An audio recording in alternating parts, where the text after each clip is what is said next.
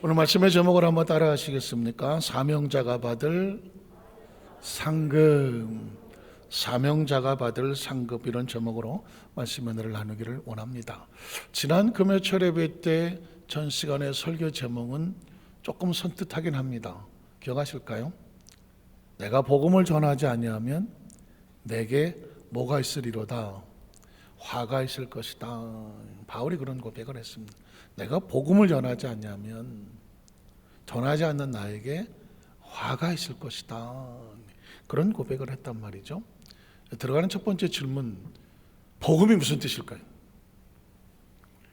이게 흔히 쓰는 그 적어도 우리 순복음인데, 복음이라는 단어가, 제가 목사인데도요, 설교자인데요, 이 복음이라는 단어가 사실은 한마디로 정의하기가 아주 단순하게 정의해서 우리의 뼛속에 의식과 사고 속에 집어넣어서 그것에 감격할 수 있는 이 확신을 갖는다는 것이 얼마나 중요할까? 정말 복음에 대한 정확한 정의를 하시고 계실까? 그 복음의 의미를 알고 복음에 감격하고 감동해서 정말 이 복음을 전하지 않으면 견딜 수 없는 이 복음에 대한 이 떨림이 있을까? 그걸 도전하는 겁니다. 복음이 무슨 뜻일까요? 복음이란 글자 그대로 하면 복된 음성이에요. 복된 소리예요. 영어로 말하면 굿 뉴스예요. 굿 뉴스예요. 그러니까 복음이라는 단어는 뭐냐면 아주 좋은 소식이에요. 그게 복음이에요. 그래서 좀 조심스럽지만 헬라어 언어에 보면 유앙겔리온 이런 말을 쓰는데, 우리나라는 전혀 그렇지 않지만 이스라엘 나라나 미국도 조금 그런 것 같아요. 우리나라는 고부간의 갈등이 좀 힘들어 하는데, 미국이나 이스라엘 나라 쓰인 고부간의 갈등이 아니라 장모와 사이가 힘들어. 이 장모와 사이가 우리식으로 말하면 심한 고부간의 갈등처럼 생각하면 돼요. 그러니까 장모님이 사위를 보는 눈빛이, 저게 우리 딸을 확실히 안 하나? 볼 때마다 이 장모님은 사위를 쥐잡듯이 잡아먹고, 그러니까 이 사위는 장모님만 보면은 괜히 막 주눅이 드는 그런 상황인 거예요. 근데 그렇게 사는데 어느 날 친구가 와갖고, 이보게, 자네에게 굿뉴스가 있네. 나에게 무슨 굿뉴스가 있겠나? 그냥 죽지 못해 사네 나는. 아니라니까, 자네 장모님이 돌아가셨네. 장모님이 돌아가셨. 다시 말해보게, 누가 돌아가셨다고? 자네 장모님이 돌아가셨다고. 할렐루야! 이게 굿뉴스예요. 그러니까 이제 우리나라하고는 조금 상황이 좀 다르죠. 그러니까 유대 나라에 너무 사위가 장모님한테 눌려 사는데 그 장모님이 돌아가셨다고 그래갖고 그냥 그 사위가 자기도 모르게 할렐루야. 물론 참 울어야 될지 웃어야 될지 모르겠지만 이 상황이 뭐냐면 굿뉴스인 거예요.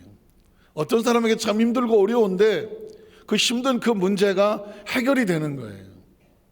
그게 이제 복음이라고 하는 거예요. 그러면 저와 여러분이 나한테 굿뉴스는 뭔가? 그렇죠? 나한테 굿뉴스는 뭔가? 개인 또는 이 땅에 존재하는 모든 인간들에게, 모든 생명체들에게 기쁨의 소식은 뭔가? 이 복음이거든요. 굿뉴스거든요. 그래서 누가복음 4장 18절 이하에 보면 예수님이 공생의 메시아 선언을 하잖아요. 주의 영이 나에게 임하셨으니 그 주의 은혜의 복을 선포하고 포로된 자를 자유하게 하고. 그러니까 포로되어 있는 사람은 뭐 하기를 원해요? 나오기를 원하지. 또 눌린 자도 자유케 하기를 원하고, 병든 자를 낫게 하기를 원하고, 가난한 자에게 복된 소식이 뭐예요? 가난에서 나오는 거거든요. 주의 은혜의 해가 뭐예요?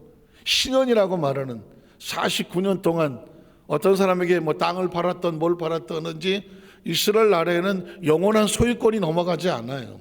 땅을 팔았다면 49년 동안은 그 사람이 쓰는 거예요. 50년째 되면 그 땅을 다시 찾을 수가 있어. 그러니까 49년 동안인데 이보게 내년이 며칠 안 남았는데 내년이 자네에게는 신년이네. 그럼 어떡하는 거야? 아이고 내가 이랬던 걸 다시 찾게 되잖아. 그런 좋은 소식이 어디 있어요? 기쁨의 소식이라는 거거든요. 그래서 예수님이 땅에 오셔서 메시아가 우리에게, 메시아는 뭐냐? 우리에게 굿 뉴스를 주시는 분이거든.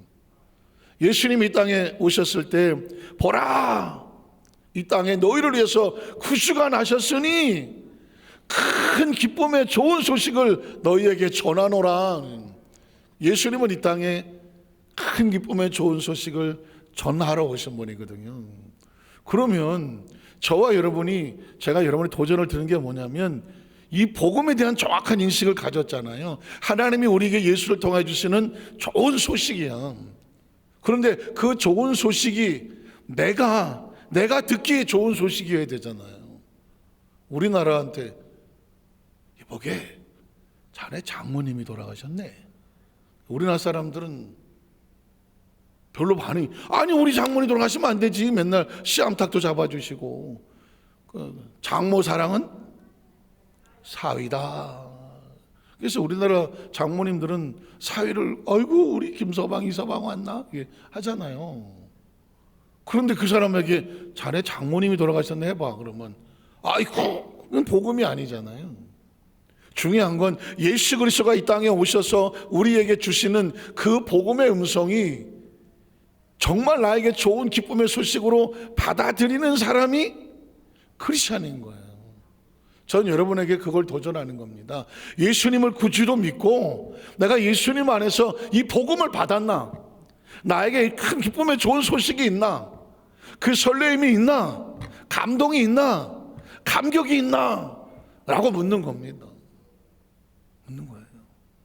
예배는 여러분에게 무슨 의미가 있으며, 찬송은 여러분에게 무슨 의미가 있으며, 기도는 여러분에게 무슨 의미가 있으며, 내게 맡겨진 사명과 직분은 무슨 의미가 있으며, 이 땅에 잠시 삶을 사는데 천국은 나에게 무슨 의미가 있으며, 다시 오실 예수님에 대한 이 재림의 약속은 나에게 무슨 의미가 있는가, 이걸 인식하고 사느냐고 묻는 거예요.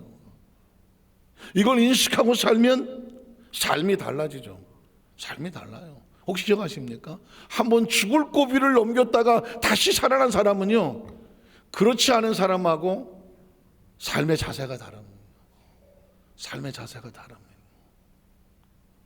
그건 벌써 생을 바라보는 의식이 다르고요, 자신의 이 시간과 공간을 바라보는 의식이 다르고, 죽음을 바라보는 의식도 달라요. 사실은 지혜로운 사람은 항상 죽음에 대한 인식이 가지고 있는 사람입니다. 제가 오늘 어떤 전쟁 영화를 하나, 드라마를 보게 됐는데, 군인들끼리 그 치열한 전투에 나가면서 이렇게 말하는 걸 들었어요. 우리는 조국을 위해서 이 전장에서 싸우다 죽는 것을 영광이라고 생각한다. 군인이 하는 소리죠. 군인의 가장 영화로운 죽음, 명예로운 죽음은 뭐냐? 나라를 위해서, 국민을 위해서 이 치열한 전쟁에서, 전쟁터에 죽는 건 군인의 명예다. 상투적인 이야기 같은데 다시 생각하게 됐어요. 아, 어떤 사람이 기꺼이 죽음을 불사하나? 내가 이 죽음을 명예로 생각하는 사람은 죽음을 불사합니다. 그런 군대가 강한 군대가 아니겠습니까? 내가 왜 여기 군대 끌려와서 개 죽음을 당하냐? 이런 사람이 나라를 위해서 싸우겠습니까? 국민을 위해서 싸우겠습니까? 아닙니다. 적어도 군복을 입고 만약에 전쟁에 벌어서 나갔다고 치면 내가 이 조국을 위해서, 내 국민을 위해서, 비록 이 전투에서 내 목숨을 잃을 망정 나는 조국을 위해서, 국민을 위해서 장렬하게 싸우다가 내 생명을 바쳤노라, 그렇게 알려달라고. 그러니까 그걸 명예로 아는 사람은 죽음을 두려워하지 않더라고요.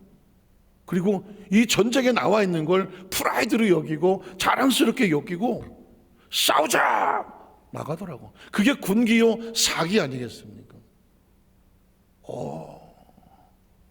크리스천은, 아니 나는, 나의 죽음은 어떤 죽음이어야 되나 생각해 보셨습니까?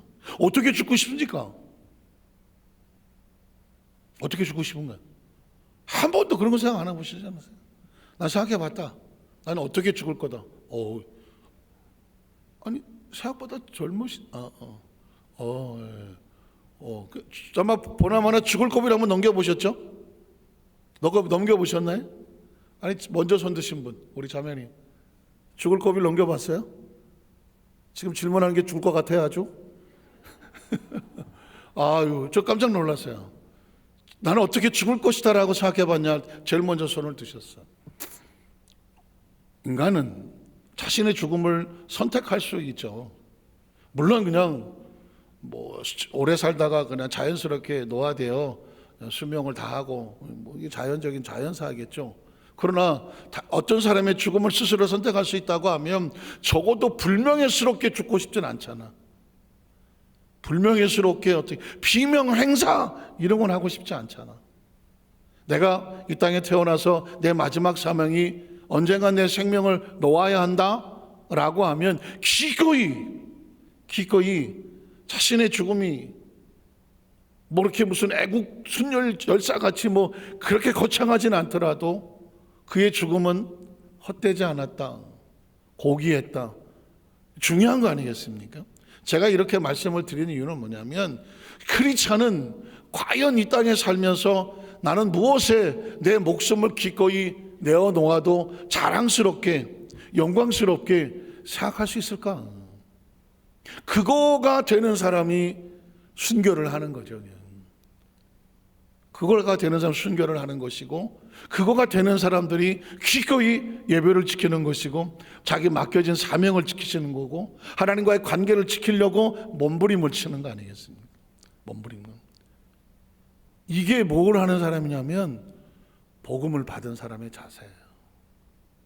이 정도까지 생각과 사고를 가지고 이런 마음의 준비가 되어 있는 사람이 복음을 내가 받은 사람인 거예요. 그러면 복음을 받은 사람이 뭘 해야 돼? 복음을 전하는 거죠. 내가 이걸 전하고 싶어서 견딜 수 없어야 되는 이 가슴이 부풀어 오르는 이 열망과 열정이 있어야 하는 거죠. 진짜 좋은 소식을 내가 여기에 받은 사람은 이건 못 견디는 거 아닙니까?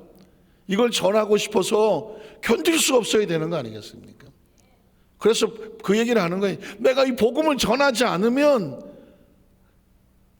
화가 임한다. 내가 너한테 복음을 맡긴 이유가 뭔데? 네가 받은 이 은혜를 네가 아는 살아 숨쉬는 동안에 그 사는 사람들에게, 복음을 듣지 못한 영혼들에게 복음을 전해라. 이게 하나님의 마음이라는 거거든요. 이게 살아있는 사람이 복음을 아는 사람이에요. 복음은 그 영이 살아있는 사람이라고요. 한번 따라 하실까요? 유레카 들어보셨습니까? 학원 이름인가요? 뭐 옛날 얘기죠. 뭐 수학 시간에 알키메데스의 원리라고 하는 왕이 금관을 만들었는데, 이게 그 순금인지 아니면 다른 게 뭐 섞였는지 알 수가 없는 거예요. 알키메데스에게 야, 이것 좀 알아봐 달라. 세상에 여기 종이 있는데 이게 순금인지 여기에 뭐 합금이 섞였는지 이거 어떻게 알겠어? 그래서 막 골치가 아파갖고 목욕탕에 가갖고 물속에 쑥 들어가는데 물이 들어간 만큼 훅 바깥으로 넘치잖아요. 평상시 같았으면 뭐 그러거나 말거나 당연한 거네. 근데 그 순간에 빵 하고 머리에 튀는 거거든요. 야, 물에 밀도가 있는데 부피가 들어가면 부피가 들어간 만큼 물이 물 바깥으로 빠져나간다? 그러면 이 순금과 또 합금이 섞인 거하고 그걸 물속에 집어넣었을 때 나오는 물의 양이 다르다면 큰 합금인지 수금인지 알 수 있지 않을까? 여기까지 생각이 나니까 그때 이제 빡 하고 나온 단어가 뭐예요? 유레카 하는 거거든요. 한번 딱 나는 알았다. 그래서 어떻게 이걸 왕에게 막 알려주고 싶어서 목욕탕에서 나온 그 패션으로 막 왕궁으로 달려갔다는 거 아닙니까? 그게 유레카인 거예요. 전 여러분에게 유레카를 하시라.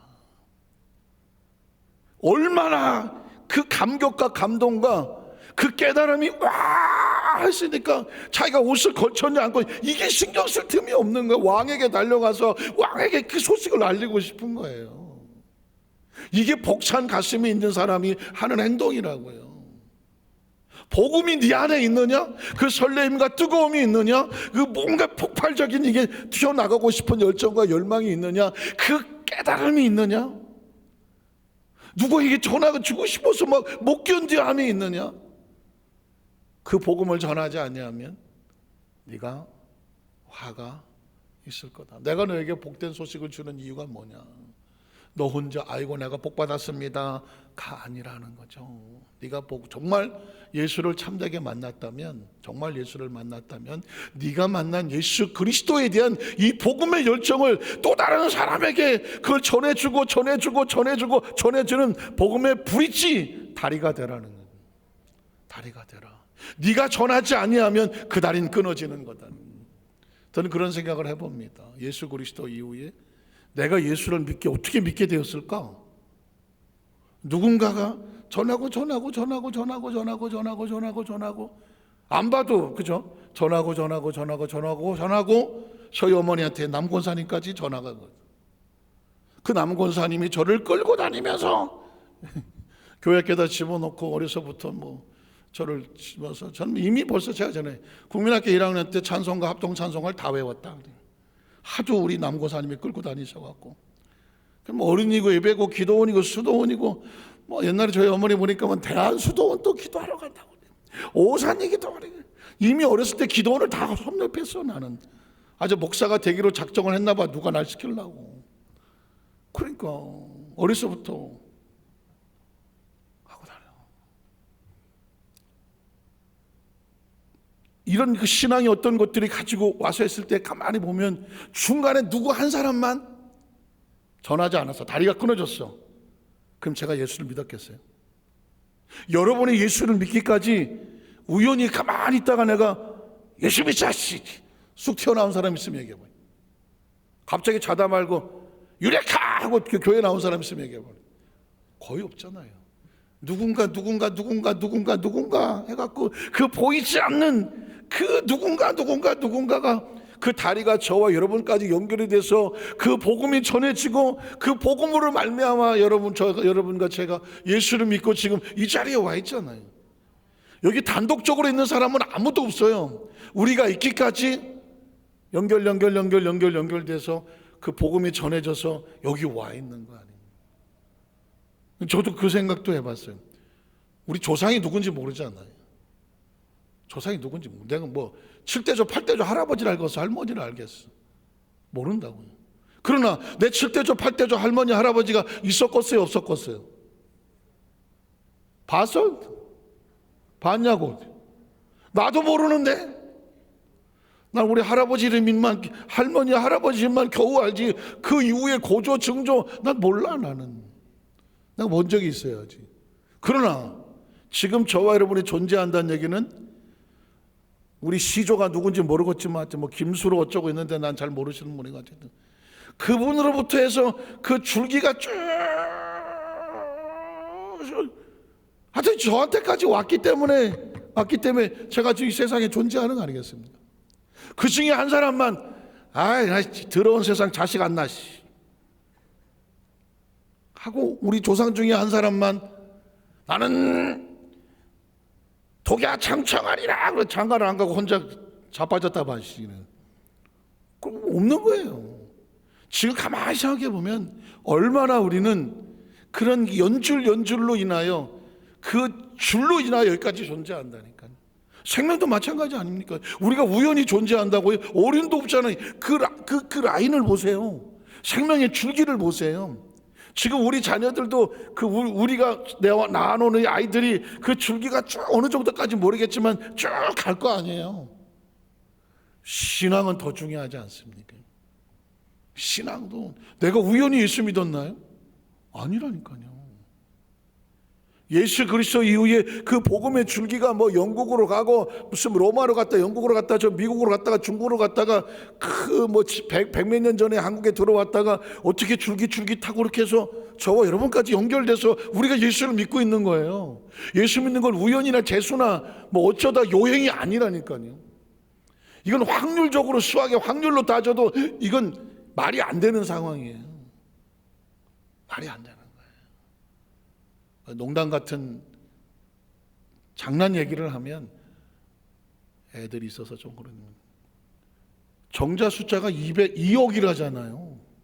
2억 마리라고 그러잖아요. 그 조그만데 뭔 2억이 들어갔어. 그런데 그 2억 중에서 한 놈이 들어가 갖고 수종을 하는 거잖아요. 그래서 옛날에 그 조커 같지만 당신은 2억 대 1의 경쟁을 뚫고 나오신 분이라고. 별로 반응이 없어요. 2억 대 1의 경쟁을 뚫고 나오신 분이라고 그래요. 최근에 저 재밌는 글을 하나 읽었는데, 제일 먼저 간 정자가 들어가서 수정하는 줄 알았어. 그랬더니 또 연구를 해보니까 그게 아니라네. 제일 먼저 뚫고 들어간 놈은 뚫고 들어가다가 힘이 빠져갖고 힘을 잃대. 그럼 두 번째 들어가던 놈이 그 틈을 이용해서 쑥 들어가갖고 그게 수정을 하는 거래요. 그러니까 저와 여러분은 그 놈이야. 앞에 간 놈이 열심히 뚫어갖고 이게 이제 길은 열어놨는데 지쳐서 이렇게 있을 때 바로 뒤에 있다가 쑥 들어가갖고 수정을 한 거야. 그러니까 저와 여러분은 그 놈이야. 먼저 들어간 놈은 어떻게 되는지 몰라 나는. 그 우리 앞에 누군가 그렇게 하는, 난 참 그래서 그 책을 읽다 보면 야, 존재 자체가 이건 신묘막측한 거예요. 우리가 존재한다는 자체가 이게 말이 안 되는 거예요. 그냥 우리만 하더라도 2억 대 1이야. 그러면 조상 줄기를 타고 내려와서 한 다리 건너면 2억인데 두 다리 걸리면 4억이고, 말도 안 되는 숫자 속에서 우리는, 이건 확률적으로 되는 게 아니에요. 요행과 재수가 아닌 거예요. 이건 하나님이 만세전에 창세전에 예정하시고 택하시고, 지난 에베소에 있는 것처럼 하나님의 기쁘신 뜻을 위하여 예수 그리스도의 피값으로 사셔서 너의 존재가 하나님의 영광과 뭐가 되라? 찬송이 되게 하려 함이라는 겁니다. 그래서 오늘 제가 이제 이 말씀을 들어가기 전에 복음을 전하지 않냐면 내가 화가 있을 거다라고 한 얘기는 뒤집어 말하면 너라고 하는 존재의 목적은 복음을 위해서 있는 거야. 너의 모든 것은 복음을 위해서 있는 거야. 복음을 위해서 2억 대 1을 뚫고 나온 거고 4억 대 8억 대 뚫고 지금까지 수천 년을 걸쳐서 우리가 존재하고 있는 거예요. 하나님께서 우리를 향하신 바람이 그건 거예요. 그리고 이 땅에 그런 100년 안쪽의 삶은 그 시간은 기회인 거예요. 기회. 복음을 위해서 복음을 전할 수 있는 기회인 거예요. 어떤 위치를 줬다면 그 위치에서 복음을 전해라. 물질을 줬다면 그 물질을 가지고 복음을 전해라. 어떤 달란트를 줬다면 그 달란트를 가지고 복음을 전해라. 네가 너에게 아시고 누군가의 만남을 줬다면 그 만남을 통해서 복음을 전해라. 그리고 어디서 만나자? 이 땅에 수명을 다하고 하늘에서 만나자. 적어도 그런 인식을 가지고 하루하루 아침을 맞고 열심히 땀 흘려 헌신을 하고 저녁에 잠을 들면서 오늘 하루 일과를 마쳤구나, 자고 나서 다시 일어났을 때 오늘 하루 나에게 주어진 의미는 무엇인가? 복음을 전하지 않으면 내가 복음 맡은 자로서 하나님 나에게 화를 입게 하시겠다? 물론 화를 입게 하시겠어요. 그러나 복음을 맡은 자가 맡은 자의 사명을 감당하지 아니하니 마치 땅속에 처박아 놓은 악하고 게으른 종과 같아서 착하고 충성된 종에게 주어야 될 그 상급을 못 받으니 그 자체가 화가 되는 거 아니겠습니까? 오늘 이 사명을 가진 바울이 나의 상급은 무엇인가? 그러면 이 복음을 위해서 헌신하는 그 사명자들에게 하나님의 상급은 뭘까? 이제 우리 성도들이 이제 눈치가 빤하잖아. 아이고, 목사님이 제목은 사명자가 받을 상급이라고 해놨는데 복음만 가지고 지금 딱 보니까 한 20분을 하신 것 같은데, 첫째로 둘째로는 언제 하시려고 잘하시나? 그러면서 이제 저를 쳐다보시는 거죠. 근데 제가 또 눈치가 좀 백자잖아요. 그래서 뭐 첫째 떼지만 하고 끝나면 되는 거죠. 전 절대로 시간을 넘지는 않습니다. 그래서 첫째 떼지만 하나 보겠습니다. 첫째로 복음을 위하여 자신의 권리를 절제하는 것 자체가 상급이라고 말하더라. 읽어보겠습니다. 18절에 보면 그런즉 바울이 말합니다. 내 상이 뭘까? 내 상이 뭘까?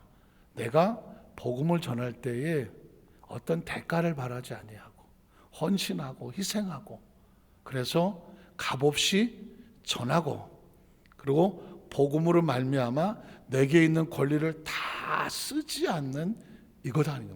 나도 인간이야. 나도 남자야. 나도 로마 시민이야. 나도 배울 만큼 배웠어. 나도 이런 정당한 대우를 받고 싶어. 내 권리가 있어. 그러나 복음을 위해서 내가 기꺼이 이 사람에게 이거 내려놓아야 된다면 이거 내려놔주고 저 사람에게 이거 내려놔줘야 된다면 저 사람 내려놔주고 이 복음을 위해서 이 사람에게 맞춰줘야 된다면 내가 이 사람에게 맞춰주고 복음을 위해서 내가 이 사람에게 맞춰줘야 된다면 이것도 맞춰주고 하면서 나를 스스로 절제하며 하나님 앞에 나를 주장하지 아니하고 오직 복음만 증거되기 위해서 내가 헌신했던 모든 것 그렇게 할 수 있는 것 자체가 하나님 보시기에 나에게는 뭐가 될 거다? 상급이 되게 하실 거라는 겁니다. 말씀을 정리하겠습니다. 이런 거죠. 혹시 아십니까? 교도소에 가서 이제 설교할 때가 저도 이제 목회자로서 처음 설교하러 간 게 교도소였어요. 안양에 가면 감별소라는 곳이 있어서 감별소는 뭐냐? 저도 참 몰랐는데 처음 갔던 거니까 이제 그때 뭐 내가 보기에 중학교 아이들 같아. 여자아이들, 남자아이들. 거기는 여자아이들만 있었던 것 같은데 어디로 이제 이렇게 막 판결 받기 전에 임시 보호하는 것 같아요. 막 구치소 비슷하게. 근데 감별소라 그랬던 것 같아요. 그런데 그 거의 죄를 지어서 온 사람들이잖아요. 애가 됐든 어린이 됐든 간에. 그러면 거기서 복음을 전해간 목사님이나 설교자들이 거기 앉아서 회개하시오 이 죄인들은 이렇게 하겠습니까? 아니죠. 대부분의 목사님들은 가면 이렇게 설교합니다. 어쩌다 보니 세상에서 원치 않게 죄를 만나게 되고 죄를 지어서 철창에 수감되어 있지만 사랑하는 형제 여러분, 자매 여러분, 여기 죄인 아닌 사람이 누가 있습니까? 여러분에게 복음을 전하러 온 저는 깨끗합니까? 의로웁니까? 나도 죄인입니다. 같은 입장이 되어주는 거죠. 나도 죄인입니다. 그러나 나 같은 죄인을 예수님께서 용서하시고 회복하게 하시고 구원의 은총을 주셔서 그 은혜로 살아갑니다. 오늘 비록 감옥에 있어서 이런 어려움을 당하지만 여기서 예수를 만나서 그 죄를 예수 앞에 고백하고 회개하고 새로운 은혜를 얻고 형기를 잘 마치고 나갔을 때는 그 예수를 만난 새로운 생명으로 살아가기를 하나님께 소원하십니다. 이렇게 하면 뭐야 목사야? 그래서 우리한테 무슨 설교하려고 이러고 하고 있다가 나도 죄인입니다 하고 자신을 그분의 입장에 대해서 그 마음을 만지고 그렇게 같이 은혜를 나누면 아무리 흉폭한 감옥에 있는 죄수나 사형수라고 할지라도 그 사람들의 마음이 울림이 되는 거죠. 그러니까 이 복음을 전하는 설교자뿐만 아니라 모든 전도자들은 나를 주장하지 아니하고 그 사람의 형편과 처지에 맞춰서 복음을 어떻게 그 사람에 맞게끔 전할 수 있을까? 그 자체가 맞춰지고 애쓰고 노력하는 헌신한 그 모든 것이 하나님의 보시기에는 그게 다 상급받을 만한 거죠. 비록 내 의지를 내려놓고 자존심을 내려놓고 위치를 내려놓고 내 어떤 것을 내려놓고 그 영혼만 바라보고 가서 사모하는 마음으로 했을 때 그게 상급은. 오늘 크리스찬들은 저와 여러분들 모두를 포함해서 좌우에 계신 모든 분들을 영혼으로 바라보고 긍휼로 바라보고 그래서 그 사람의 상황에 맞춰 나를 주장하지 아니하고 같이 더불어 공동체 안에서 마찬가지고 바깥에 나가서 믿지 않는 영혼을 만날 때도 어떻게 하든지 그 영혼을 살리는 곳에 나의 것을 나의 권리를 기꺼이 내려놓을 수 있는 그런 낮은 마음으로 다가선다면 그것 자체가 하나님 보실 때는 하나님 사명자에게 받을 축복의 근거가 되게 하시는 저는 우리 유두수반짝교 모든 성도들 삶의 현장 가운데 평생 사시는 동안에 내가 복음을 위해서 기꺼이 자신을 낮추고 때로는 헌신하고 손해보는 것 같고 그리고 참아주고 견뎌주고 그 영혼을 붙잡아서 하나님께로 인도하는 그 모든 과정, 시간, 공간, 열심, 열정, 열망, 때로는 물질과 그 모든 것들이 하나님의 아름다운 상급으로 귀하게 우리 성도들 가슴 속에 또 삶 속에 채워지시기를 주의 이름으로 축복합니다. 기도하겠습니다. 하나님 아버지 감사합니다.